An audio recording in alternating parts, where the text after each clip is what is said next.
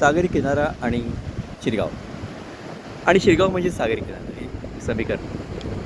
आणि म्हणूनच मी आज तुम्हाला खास शिरगावचा परिसर दाखवतो आहे, जिथे वेगवेगळ्या गोष्टी घडत आहेत. समुद्रकिनाऱ्यावरती काही गोष्टी गव्हर्मेंटकडनं म्हणजेच ग्रामपंचायतीकडनं आणि लोकल ऑथॉरिटीजकडनं नव्याने कन्स्ट्रक्ट केल्या जात आहेत. समुद्र सगळ्याचा स्वीकार करतो आहे आणि म्हणूनच मला समुद्राचं एक आकर्षण वाटतं नेहमीच. इथे माझा सीएचा अभ्यास मी केला होता सुरूच्या बागेच्या खाली आणि समुद्रकिनाऱ्यावरती मनोमन फिरत होतो. आठवणी दाटून येतात. काळ गेला परंतु आठवणी राहतात. सागराचं आकर्षण हे नेहमी प्रत्येकाला असतं. बोटीतनं बाहेर जायचं, बोटीतनं परत यायचं आणि अर्थातच समुद्रावरती मासे पकडायचे. सगळं मी केलं.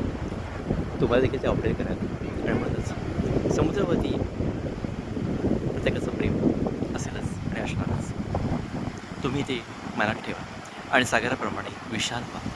विनय बोलतात. नमस्कार.